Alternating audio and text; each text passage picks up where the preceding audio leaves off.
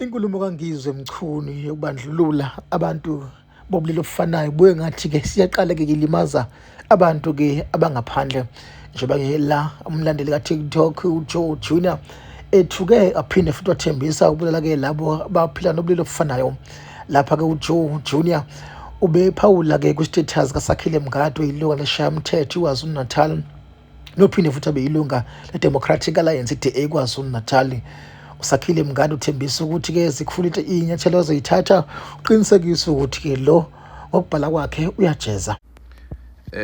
Sawubona Junior mfethu kunjani? Ngiyabona mhlawumbe ukuthi ungidida, you think mhlawumbe I'm an influencer. I'm actually not. I'm a politician.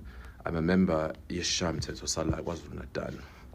Now lento ibhalela mina, it's interesting ngoba yabona njengoba ngigovernment sesiyazi ukuthi usebenzela iRix Towing. Siyazi iRix Towing based ePine Town and siyalazi igama lakho nanokuthi you are an employee there. Mina njengoba ngiyilungisa-ke ngisayohlala lapha emzinto eCitizens Parliament and ngizobe ngihleli nayo uPremier and uSiboniso Duma and another a whole host of MECs. Ngizobahlebela ngawo, and then we're going to take this matter seriously and we're going to engage your employer.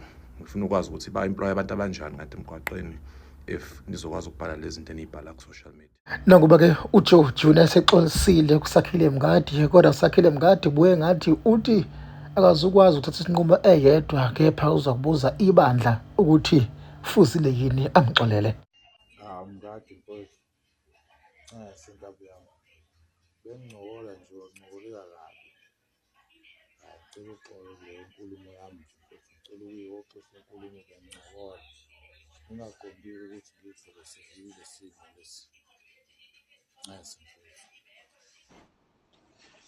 Junior Bafo, ngiyakuzwa la ukuthi uyawahoxisa amagama nje uyakhombisa ukuthi no uyikhulumela nje inkinga ngalento oyishilo abanye bazoyithatha bayenze kugcina sekulimala abantu ngoba amazwi ayingozi kabi lawo especially owashilo, but ngeke futhi ngibe namandla mina ukuthi kube yimina okuxolelayo.